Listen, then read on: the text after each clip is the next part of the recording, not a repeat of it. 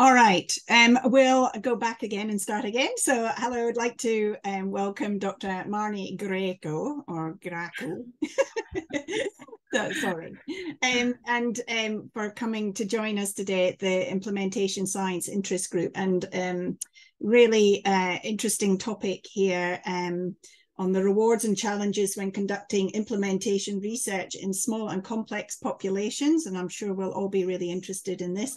An example in spinal cord injury. Marnie is an early career clinical researcher and implementation scientist at the Institute for Breathing and Sleep in Melbourne. Her PhD at the University of Melbourne was investigated the clinical management of sleep disordered breathing in people with spinal cord injury.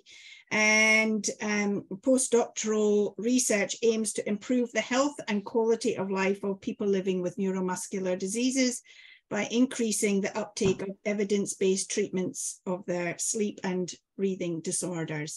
So again, very much welcome. Now just do the acknowledgement to country. So acknowledge the traditional custodians of the land on which Macquarie University is situated, the Wallumattagal clan of the Darug Nation, whose cultures and customs have nurtured and continue to nurture this land since dream time. We pay our respects to elders past, present and future, and we acknowledge the many different lands that all of the people are joining from today. And I'm in the Darkinjung country, and that's where I'm at the moment. So I'm just going to stop sharing and we'll pass that on to you. Over. Thanks, Karen. I'll just share my screen.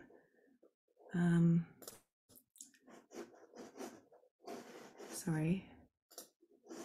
Okay. And while Marnie's sharing her screen, I just want to say that I've put information on the chat about the Implementation Science Health Conference on the 23rd to 24th of March next year. So if anybody's interested in attending, we'd love to see some abstracts submitted for that. And the link is in the chat. Thank you. Thanks, Karen. Can I just ask before I start, can you see my mouse there or there? We haven't got your slides up yet. Oh, it says that I've shared. Okay, sorry. Well, I haven't got them. Does anybody else? No. Let me just, sorry. I can see. Oh, hold on. Yep. All of it. Oh, okay. So you can see? I can see, and I can see your upcoming ones. And so this, oh, you can see the upcoming. I've got to swap displays. Okay, thank you. Yes, there we go. That's wonderful. Thank you. Okay. And you can see my mouse now if I have to point to things. Yeah. Okay, great. Thank you. So thanks, Karen, for the introduction and also for the invitation to talk to you today. Karen asked me a month or so ago and said that I could talk about, whatever research I wanted to talk about. And I had two choices. I do research in spinal cord injury and sleep apnea, which I've been involved in since 2009. And I've also more recently started research in motor neuron disease and trying to improve the uptake of non-invasive ventilation. But that's very much sort of in the beginning stages. So I thought I'd share with you today my spinal cord injury research, which has a bit of a story to it, but set myself a bit of a challenge and sort of try and take a bigger picture view of implementation research in these small populations and using my spinal cord injury research as an example. So this is my presentation outline. So I'm first going to very briefly talk to you about spinal cord injury, the effects and the impacts that it has on the individual, and also some of the epidemiology, and also just kind of describe what the state of spinal cord injury research is in a way. So, where it's sort of sitting in terms of clinical trials, evidence-based guidelines, registries, and implementation research. And then I'm going to go on to give, to talk about the research I've done in spinal cord injury to improve the management of sleep disordered breathing. And I guess from there, I think from my own experience and my own ideas, but also drawing from some of the literature in rare diseases, I want to talk about the challenges with doing implementation research in small populations, and some of the potential solutions. And what I really hope, sorry, I'm trying to move this because I realize that you probably can't see my slides properly. Maybe I have it down here. What I hope is that, this will lead into a lively discussion where I can learn from you as well, and perhaps get some ideas to help me solve some of my problems that I'm having.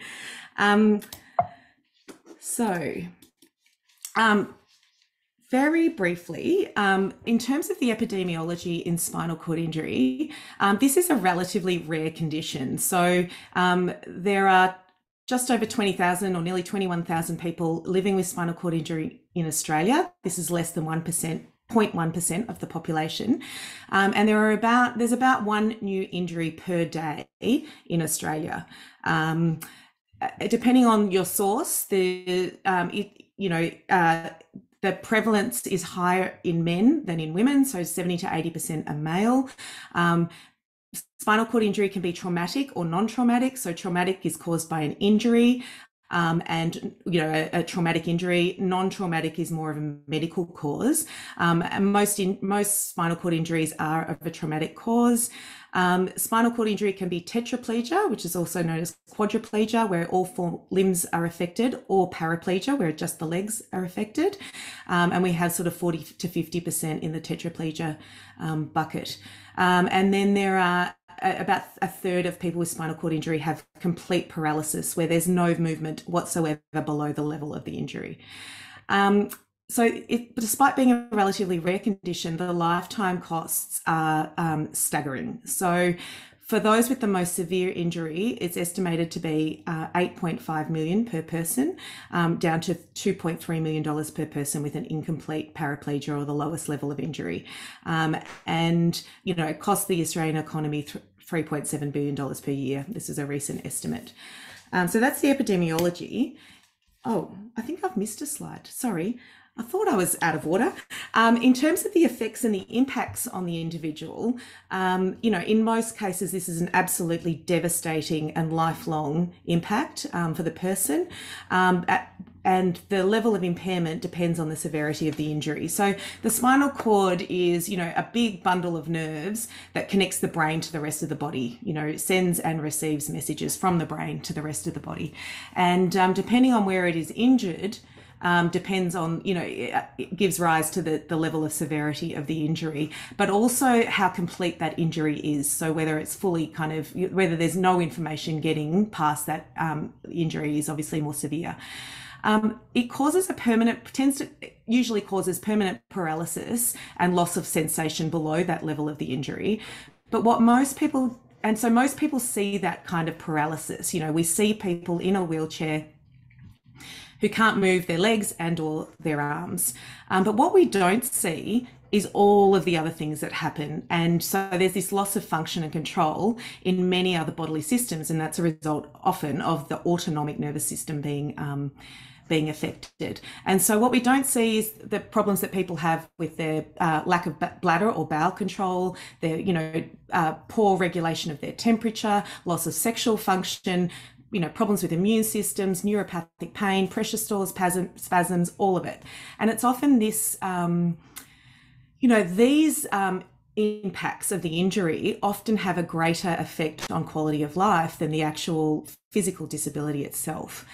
I'll draw your attention over here to these graphs. So this was a recent survey that was conducted in Australia. So 1,500 people living with spinal cord injury in Australia, asking them to rate their problems with different secondary complications of spinal cord injury. And the top 5 were pain, sexual dysfunction, spasms and spasticity, sleep, which is where my research comes in, and bowel dysfunction.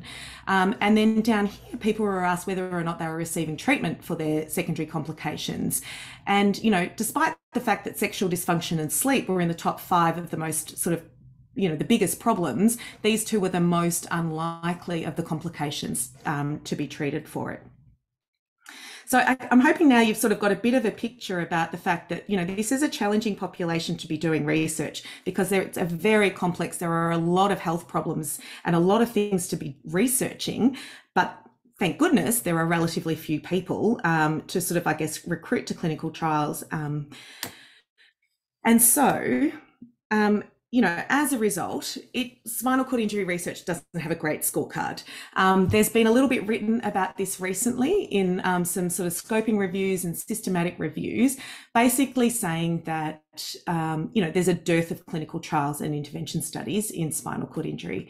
And if you have a look at these graphs over here, this one in particular, this shows, you know, the number of publications in the rehab field, rehabilitation, since 1990. So an exponential growth, a relatively small increase in sort of randomized control trials in rehab. So we've got 1,300 randomized control trials, but only 23 randomized control trials in spinal cord injury rehab. And so I guess that just sort of, you know, helps give a bit of the picture. As a result, there are very few high quality clinical practice guidelines, which, you know, if we listen to the guru, Jeremy Grimshaw, you know, the high quality clinical practice guidelines are, you know, the foundation of any knowledge translation activities. So, you know, sort of already at a bit of a disadvantage there. I think that there was a scoping review done recently about these guidelines, and they tend to be sort of a bit sort of random, just related to one area or another, not very coordinated. They're almost all kind of based on level 4 evidence or expert opinion. And, you know, and for example, there's only one respiratory, the area of research I do is in respiratory management. There's only one published guideline, and it hasn't been updated since 2008, and it's hopelessly outdated. So, you know, we don't have a great start there either. As you can imagine, this, you know, the complexity of this condition and the low quality evidence leads to a huge variation in clinical practice, which has been well documented. And a systematic review was done in 2014 about knowledge translation or implementation research in spinal cord injury, and they identified 10 publications.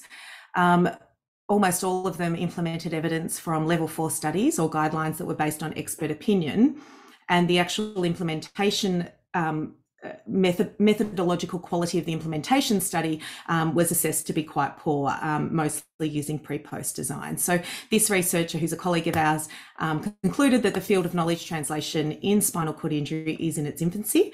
And I definitely think that things have improved since 2014, but probably not enough. And the reason why things have improved is because there's been some fabulous initiatives. I mean, this is a recognised problem, and there's some really wonderful groups around the world who are trying to deal with it. I'm not going to go through any of this in detail, but there's some evidence synthesis initiatives, and there's some sort of knowledge translation initiatives. So many of you will have heard of the US Quality Enhancement Research Initiative, so QUERY. And there's a spinal cord injury arm to that, which has identified some sort of low-hanging fruit or some areas that it has sort of facilitated implementation research to improve clinical care and outcomes for patients. There's also a group at the University of British Columbia that have led a program to, I guess, guide researchers in how to best partner with people with the lived experience to do, I guess, to do relevant and ethical research. There's a group in Melbourne, the Spinal Research Institute, that have platforms and tools to facilitate research collaboration and knowledge sharing. And, you know, I think this is one of the really rewarding things about conducting research in small populations is that you have to collaborate, and, you know, you end up with friends all over the world, which is lovely. There's a couple of other programs I won't mention. The thing I will say is that, you know, registries, population-based registries are obviously really important in rare diseases, and there are a few around the world. They're not very well coordinated, which I think is an opportunity. There's a big one in Canada. It's probably the most well-known. It's probably the most comprehensive and as well established, called the Rick Hansen Registry. And we do have a registry in Australia. It's been running since 1995. And it collects incident data. So sort of incident cases from 7 spinal cord injury centres. So it's just kind of basic demographics and injury information, which is mostly used for prevention, injury prevention purposes. But not really very useful for kind of long-term ongoing clinical care which again is another opportunity, I think. So now I'm going to talk to you about what the research that I've been doing over the years to try and improve the management of sleep disordered breathing in spinal cord injury.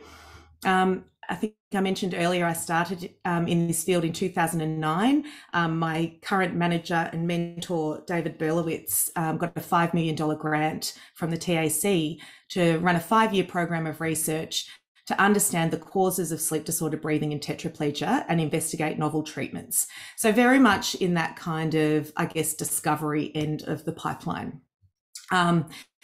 Towards the end of this program, I saw an opportunity to do a PhD more in the implementation side of the pipeline to try and improve the sort of clinical management of the bedside of this very prevalent condition in spinal cord injury. And so my PhD, I developed and validated I guess a simple diagnostic tool to detect sleep disordered breathing in tetraplegia. I also did some research to sort of estimate the rates, the predictors, and the barriers to adherence to the main treatment, which is continuous positive airway pressure therapy. And then I did some qualitative work to understand how sleep disordered breathing was being managed around the world. And I'm going to talk to you about this project and all of the projects that follow it next. So just briefly before I start, sleep disordered breathing has been identified as a direct consequence of sustaining a tetraplegic spinal cord injury. And we did a systematic review and meta-analysis of prevalence studies, which estimated the prevalence of sleep disordered breathing in spinal cord injury to be over 80%, and for over a third of people to have severe sleep disordered breathing. Now, one thing I do need to tell you is that I may accidentally use the term obstructive sleep apnea. You're probably all way more familiar with the term sleep apnea than sleep disordered breathing. And for the purposes of this presentation, let's just say they are synonymous. So, sleep disordered breathing is where you constantly, your throat is constantly collapsing all throughout the night. You stop breathing for periods of 10 seconds or longer, and you have a very, very unrefreshing night's sleep. It has been associated with daytime sleepiness and neurocognitive impairment and reduced quality of life in spinal cord injury. And there are effective treatments available. One of the trials in the program of research I mentioned earlier was a randomized controlled trial of using continuous positive airway pressure therapy, and it found that it improved daytime sleepiness in this population. So despite though the fact that this is a highly prevalent condition, it has detrimental consequences and there are effective treatments, we think that only 15 to 20% are being diagnosed with sleep disordered breathing, and even less are going on to receive treatment. And so I guess that was sort of the foundation of that third question in my PhD, which is, why is this not being managed well? What are the barriers to diagnosis and treatment? Before I go on to that project, I just want to briefly point out that there are a couple of sort of either practice-based recommendations or guidelines. They are hopelessly outdated and they're pretty vague, but they do recommend routine screening for signs and symptoms, evaluation with a diagnostic test for those with signs and symptoms, and treatment with CPAP or positive airway pressure therapy when a diagnosis is made. And despite the fact that these are, based on pretty weak evidence, there is, I think I would say, very, very good consensus with the clinical and research community that these are appropriate recommendations. So that study that I did, the qualitative study with doctors, I interviewed 20 rehabilitation doctors from 20 different rehabilitation units in 9 countries, or OECD countries around the world, to identify firstly how they were managing sleep disordered breathing, what were the kind of common models of care, but also what were their barriers to those evidence-based recommendations. And so I guess this diagram really just tries, I estimated the breadth of care in these 20 people. And if you look at the screening practices, it kind of ranged from we don't screen at all to when the patients or the families or the ward staff tell us the patient's snoring, then we will sort of do some screening, or there was routine screening of everyone. And I think about 50% fell into this bucket and 50% fell into this bucket here. In terms of the diagnosis and treatment practices, again, it ranged from they didn't do anything to they were referring externally to sleep specialists, mostly to sleep specialists. And the majority of those I interviewed fell into these buckets here. There were, however, 3 spinal units that were doing it themselves. So they were testing for sleep disordered breathing within their unit, and they were treating, which was actually a surprising finding. I've also, as I mentioned, wanted to look at the barriers to sort of evidence-based care and use the theoretical domains framework, which I'm sure most of you are very familiar with, but for those who aren't, it's a set of 14 different constructs that, have been synthesized from all of the behavior change literature and are known to kind of influence clinical behaviors.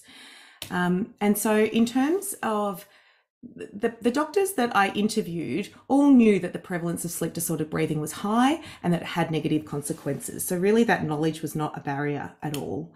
However, they weren't screening routinely because they often forgot to. They were too busy in their outpatient clinics, and they sort of said that a checklist or a form would be helpful to have prompts for screening. Most doctors referred to sleep or respiratory specialists because they felt like that diagnosis and treatment of sleep disordered breathing was outside of their scope of practice and that it should be managed by a specialist in the field. And they also felt that they weren't confident and they didn't have the skills to diagnose and treat sleep disordered breathing without that respiratory specialist involvement. There were some environmental factors that were, barriers. So, for example, there was a real lack of time. People, as I've sort of talked about, had a lot of other things going on, and they had, only a limited amount of time in an outpatient appointment to discuss these. So sleep was often at the bottom of the list. And then in some jurisdictions, they weren't even able to diagnose a sleep disordered breathing without a sleep specialist because the patient's equipment wouldn't be funded. However, despite the fact that, most referred externally, they also said that their access to these specialist sleep services was poor. Often there were long waiting lists or they were a long way away. And furthermore, the sleep laboratories were not set up for people in wheelchairs. And so that was a huge barrier. And patients had also told me that in another qualitative study I did with them. So in conclusion to this study, there was a lack of time and support staff and absence of reminders were the common barriers to screening. Most doctors referred to specialists for that kind of diagnosis and treatment because they felt they didn't have the skills, the confidence, or the resources, and that it wasn't their role. However, that referring to external sleep specialists was actually a barrier to diagnosis. And because of this, there were 3 spinal cord injury units who actually set up their own independent service to address the problems that they had with access to sleep specialists. I'll go and so I guess what that led to for me was to wonder whether this kind of in-house or rehab-led management of non-complicated sleep disordered breathing was a potential solution to the low rates of diagnosis and treatment. And so pre-pandemic, I was very lucky. This is my first postdoc study. I got a travel grant to visit those 3 centres around the world. And my aim for this study was to really describe their management models in detail and also to determine what the common elements and the key kind of enablers of these services were.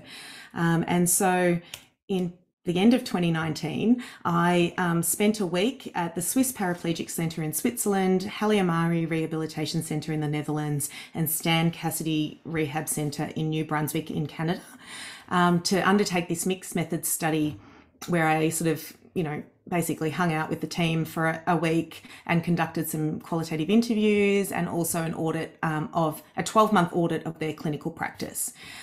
We developed while I was there these sort of very detailed process maps describing their key, their management pathways.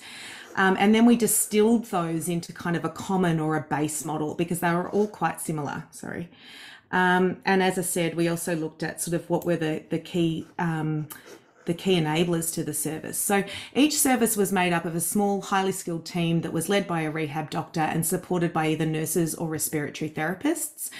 They used ambulatory techniques to diagnose sleep apnea on the ward and initiate treatment. It was a very collaborative team, and they only referred to respiratory specialists if they had complicated cases. In terms of the common enablers, as I said, they had strong leaders of these multidisciplinary teams that were highly skilled, who had a very strong belief in their service. They were adequately resourced. They had these routine processes in very clear pathways that were strongly embedded into their usual care. And so, after we came up with these, I also mapped them to the theoretical domains framework. And the reason for doing this was to I guess facilitate that future development of implementation interventions for other sites that might be wanting to implement a similar model. So in conclusion, we found that it was feasible. Obviously, they'd been doing it for years for rehab centres to independently diagnose and treat non-complicated sleep disorder breathing, provided they had resources, good leadership, and a motivated and highly skilled team. And so I hypothesised from this that similar models of care could substantially improve access to sleep disorder breathing management, but that we would need prospective non-inferiority trials that could compare these alternative models to that sort of specialist model to assess how effective they were. So again, this threw up the next question, which is, can we actually take this kind of base source distilled model of care and implement it into a rehab centre that's never done it before? And actually the team that I collaborated with, the 3 sites around the world, and I delivered a workshop at the International Spinal Cord Injury Conference in 2020. It was online, and I was approached the following week by the head of the rehab centre at the Royal Rehab Centre in Sydney to say they wanted to implement such a thing. So we've partnered with them for the next project, which is a pilot implementation project. And the aims of this project were to adapt that model of care and implement it at Royal Rehab to assess the feasibility and the acceptability. And, we're going to be using Marlene Clake's and Jill Francis's model to assess this now, to sort of, I guess, determine how, sustainable and how scalable it might be to other units in future. And also we're doing some qualitative work with patients to understand the experience of what it's like to be diagnosed and treated for sleep disorder breathing on the unit. So we've cobbled together some small grants to make this happen. And so far, in 2021, we worked with the service. They identified their clinical team, which is 2 rehab physicians, 2 physios and 4 nurses. We've established an advisory committee, which has good representation from a number of different stakeholders. And obviously we've got the research team and the Royal Rehab team, but importantly, we've got respiratory and sleep physicians, and physiotherapists. And we've also got 2 consumer representatives who both went through the Royal Rehab unit, and they weren't diagnosed with sleep disorder breathing until after they'd left. And they're a fabulous addition to the group. We worked with we all worked together in 2021 and ran a number of workshops to develop these kind of clear assessment, treatment and referral pathways, and to adapt the model of care that we had. And then in the beginning of 2022, a couple of us flew up to Sydney and delivered this a comprehensive in-person clinical education to the team. We was kind of providing them, I guess, with the knowledge and the skills that they needed to start implementing this service. We identified we secured some equipment and provided that. And then we've developed a number of support materials such as manuals, decision support. We've got clinical support over the phone with sleep physicians and also respiratory physiotherapists, and implementation support, I guess, through me at the Institute for Breathing and Sleep. We also designed a comprehensive process evaluation and have received ethical approval. And, there's some ongoing data collection happening now because the new model of care was implemented in June 2022. So We're currently obviously, running this 12-month pilot. Results will be available in the second half of next year. But of course, in the meantime, I'm starting to think about what the next project might be. And obviously a lot of that depends on the evaluation and what we find. But the burning questions that I have that I would like to answer in the future is whether or not sleep disorder breathing management delivered by the spinal rehab team is as effective as that delivered by a specialist sleep centre. So that's kind of very much in the effectiveness question. But also, does implementation of rehab-led sleep disorder breathing improve access to treatments? And that's kind of, I guess, more in the implementation space. And then I guess a slightly paired back question is, could we just target those barriers that I identified to screening to come up with a number of screening for symptoms, that is, to I guess, test a number of implementation interventions and see whether we can just improve screening rates, at least for signs and symptoms, and then referral for treatment. Before I go into my dilemmas and some of the issues that I'm coming up with, I just wanted to tell you the story about how this has been managed in the general population and in primary care. So sleep disorder breathing or obstructive sleep apnea is extremely prevalent as well in the general population. They think that, recent estimates are that, for middle-aged men, 40 to 50% of middle-aged men have a degree of sleep apnea. And, this is obviously too high and not economically viable for a specialist model. Much like type 2 diabetes or kind of, non-complicated depression and anxiety have been moved into primary care. There's a huge amount of research now trying to move the management of non-complicated obstructive sleep apnea into primary care.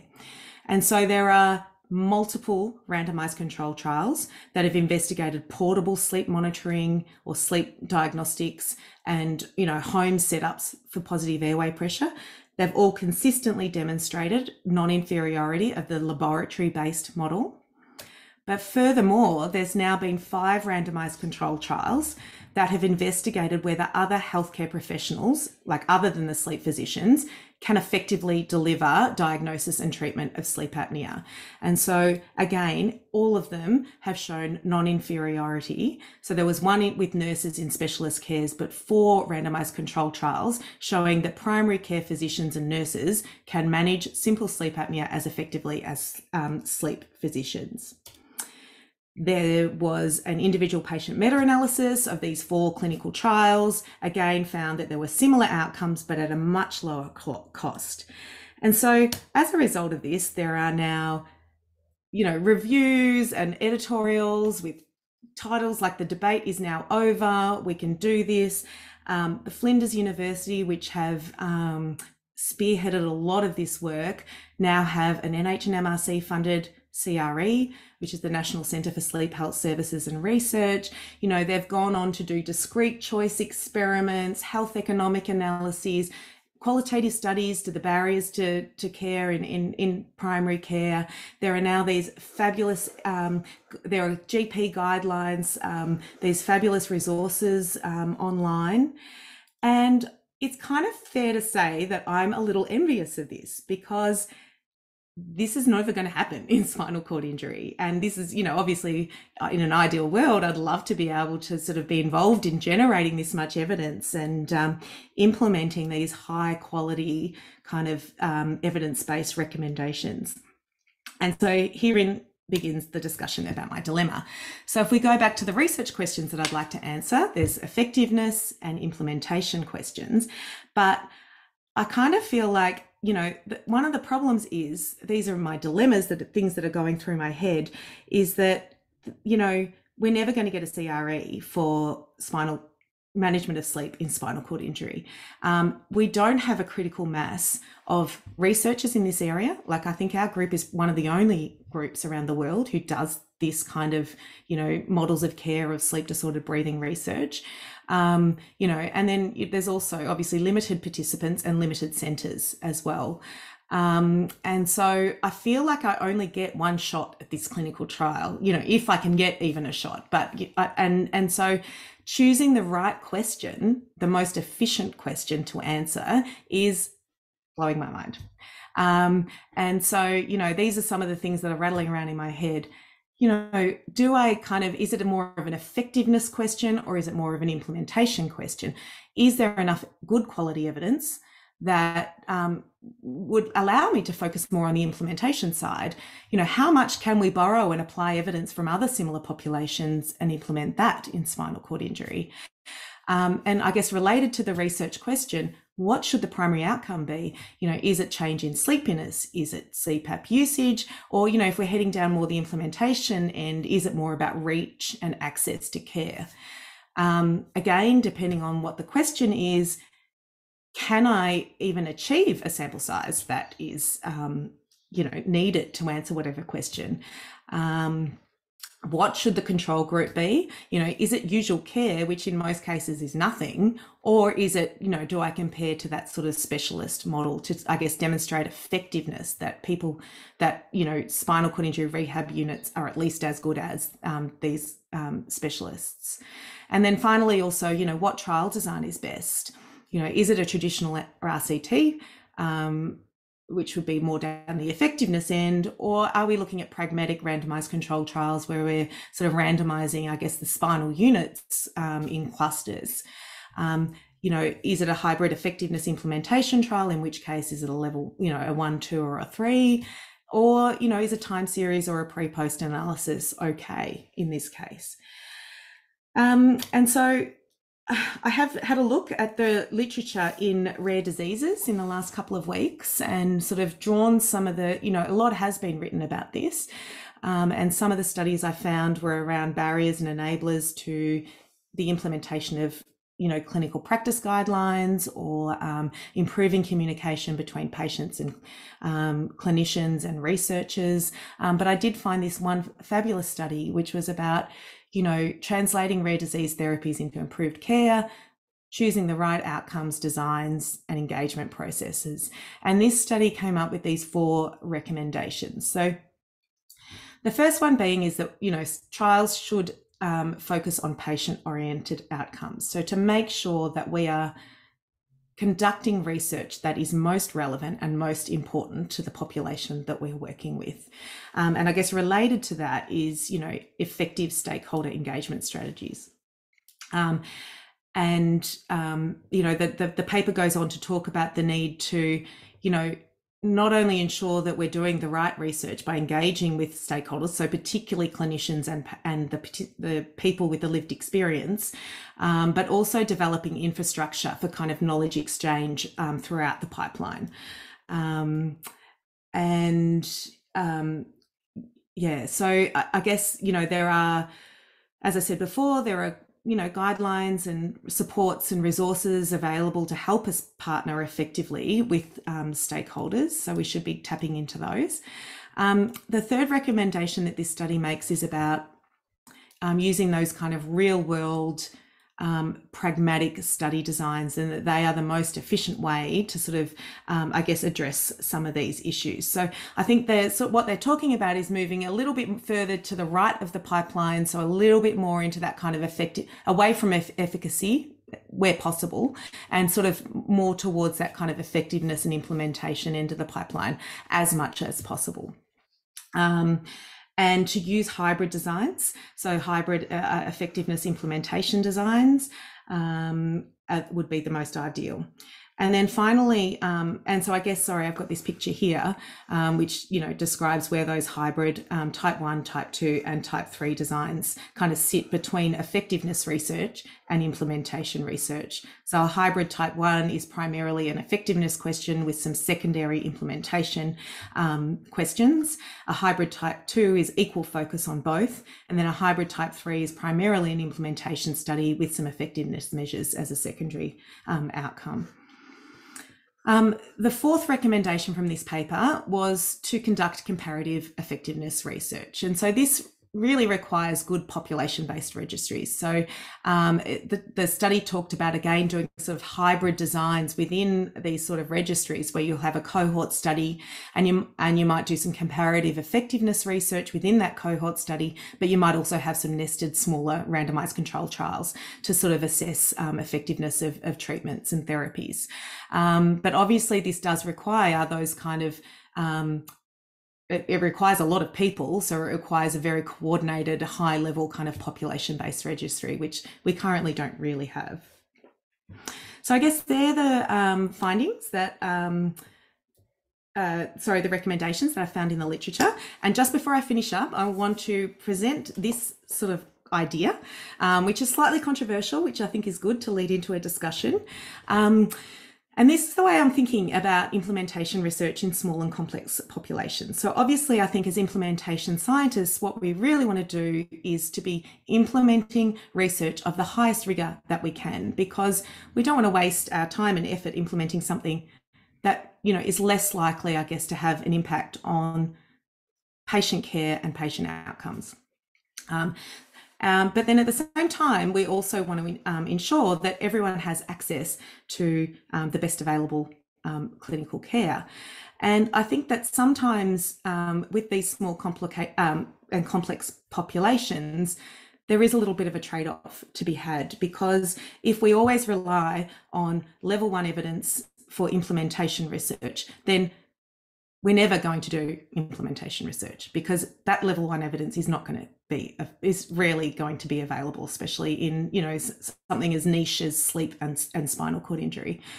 And so what I'd like to discuss with you about is whether there is a balance that we can strike, and, you know, whether in these populations that are small, complex, underserved or vulnerable, we can afford a little bit of, I guess, a reduction in that methodological rigor, just to really try and make sure that people, you know, these more disadvantaged communities do have access to the best available care. So that's my presentation. Sorry, I've talked for a little bit longer than I wanted to, but we do have 15 minutes.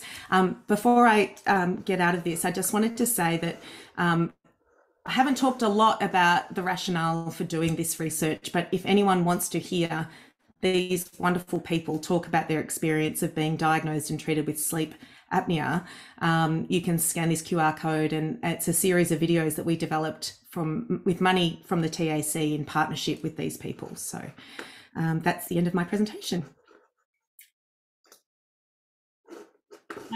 Thank you ever so much, Marnie. That was really very interesting. I've worked myself in spinal injuries, so I just, you know, this is fascinating for me. Just great. So I just wondered if there are no questions in the chat, but I just wondered if anybody would like to ask a question, if they would be able to unmute and maybe put their video on so that I can see.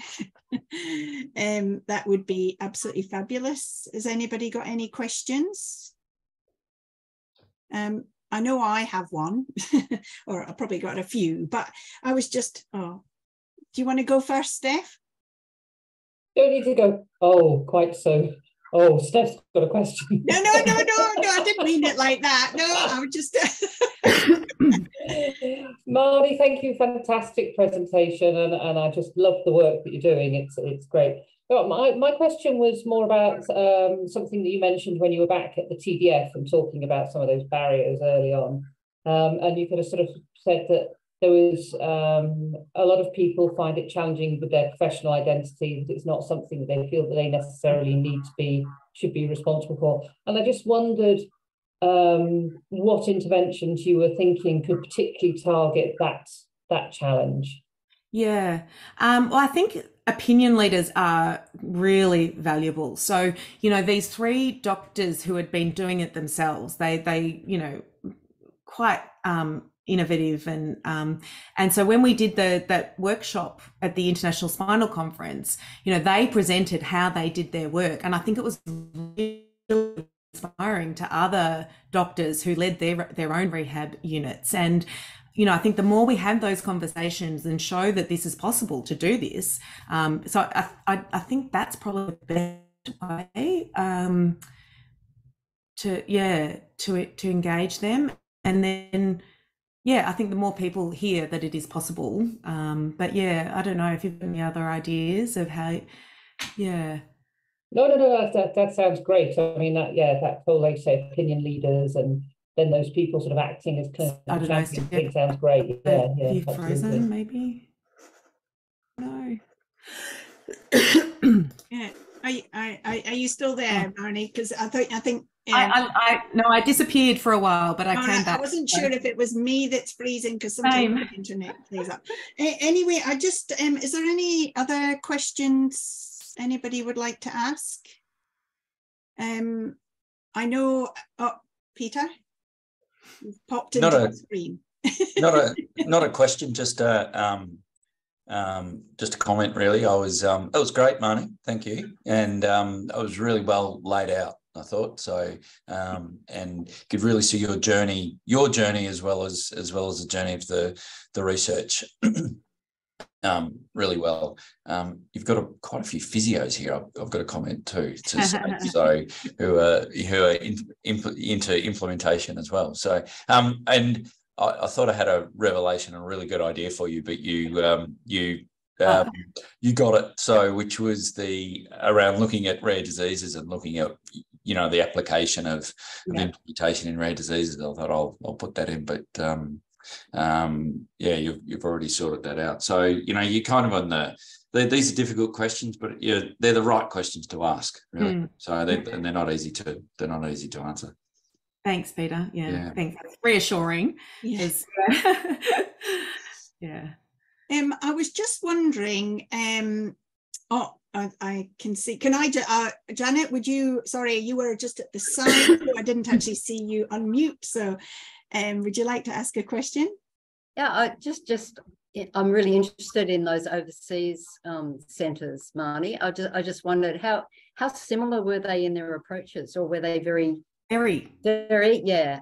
Well, two of them in particular were similar, but yeah, they were all very, like, they all had, it was quite easy to distill a basic kind of, you know, because they all used these ambulatory techniques on the ward, and they all had the small teams, so that were kind of, you know, skilled in respiratory management. So they'd have a process of screening, and then they would have a similar diagnostic process where they would use an ambulatory technique on the ward.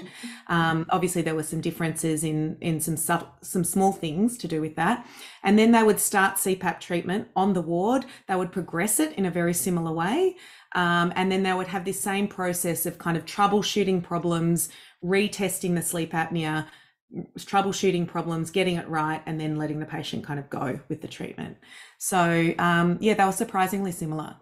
And in Australia, what are the funding implications? So is there Medicare items for the testing? Yes. So currently it depends on it's not so much the Medicare items, it's the insurance funding of the equipment for the patient. So different, depending on the insurers, there are different requirements about who that prescription needs to come from. And so that is a barrier. I mean, in some places that is just, it completely wipes out the option. But I guess, you know, what we need to do is show the research to show that, you know, I guess change those policies. Interesting. Yeah. So Marnie, I was just wondering as well, you talked about clinical practice guidelines and, you know, with small population groups and how, and it was good to hear that you're doing some education stuff, but, you know, how do people know that this is a problem, you know, because, you know, often with these smaller groups of, you know, patients, then people, you know, like GPs, not every GP would have spinal cord, you know that this is something to, you know, refer someone to, you know, how, and also we've got this age change with spinal cord, you know, as they get older, things change very, you know, greatly. So I just wondered how you're navigating that. Yeah, so it's a very good point. I think we haven't even gone to general practice yet. Okay. Most people with a spinal cord injury, you know, they'll go through a rehab centre and then they're linked in with a spinal cord service for outpatient appointments, and they'll have annual outpatient appointments. And so, but some do leave and go to GPs because they're not happy with that service. So absolutely acknowledge that we haven't even tackled that as an issue. We're just sticking with the kind of easier problem, which is trying to improve the management of spinal cord injury. And I guess the pilot that we're doing at the Royal Rehab is in the inpatient unit. So with the idea of if we can catch them before they go home after their spinal cord injury, then they're linked in with a system and they can have that ongoing management.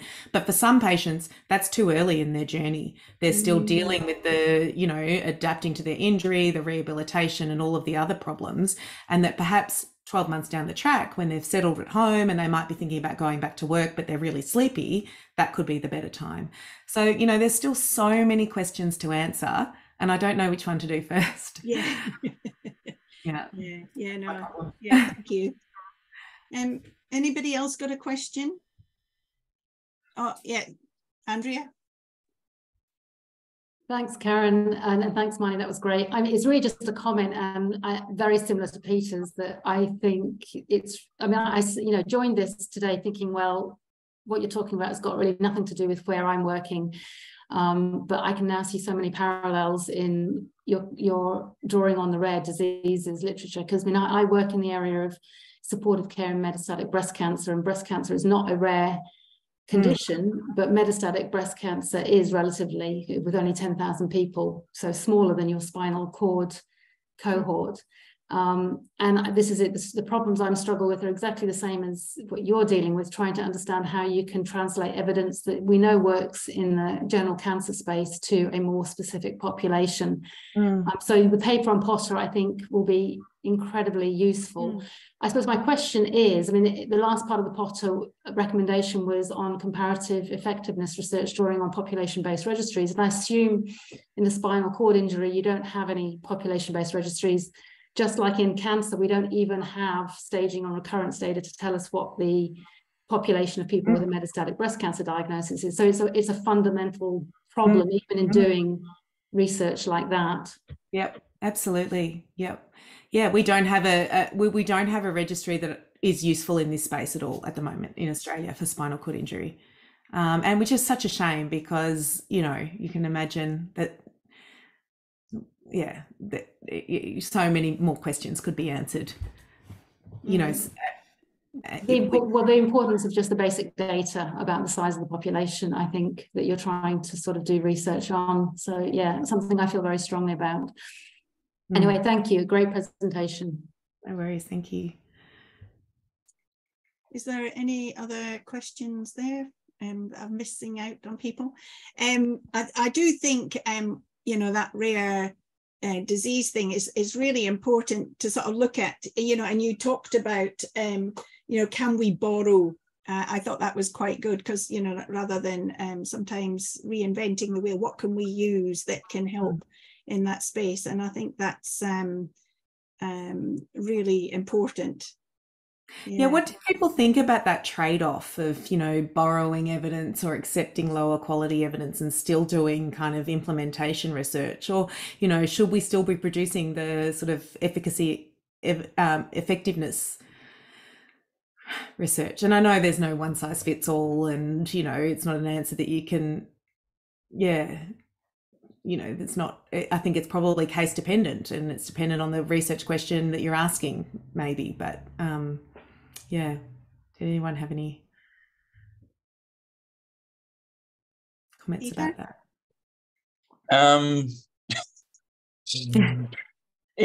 I suppose, you know, if you can look at a small number of process messages that you think have got you've got reasonable evidence of, that you can maybe, you know, I suppose you've half designed the model around those kind of processes, like CPAP is one of those. Yeah. So, you know, so maybe you can focus the implementation research on you know, achieving those, I suppose. Yeah. And a couple of those diagnosis things, you know, in terms of the number of or the percentage of clients who are getting diagnoses rather than focusing on outcomes, which are harder. I don't think that answers the question, but no, it does. It does, and it certainly does around those kind of actual. I guess where I'm, because that in the general OSA, sleep apnea, in the general practice, they demonstrated that primary care physicians were as effective as the specialists. And I guess what I'm wondering is, do I need to demonstrate that the rehab team is as effective as the specialists before, or can I just go straight to kind of implementation and improving access to the therapies by changing the model of care? That's my dilemma.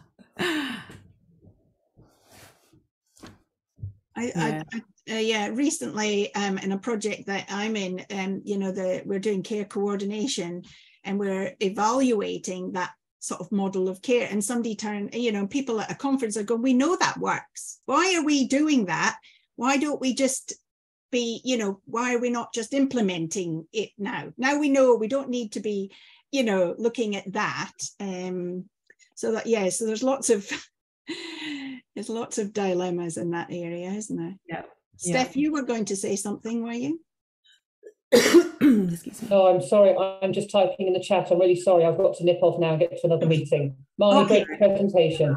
Thanks, Steph. Thank you, Steph. Thank you.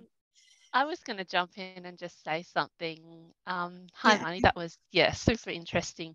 And I'm working with Karen on that same care coordination. And I guess it's such a kind of impossible dilemma to really make that call, I guess. Yeah.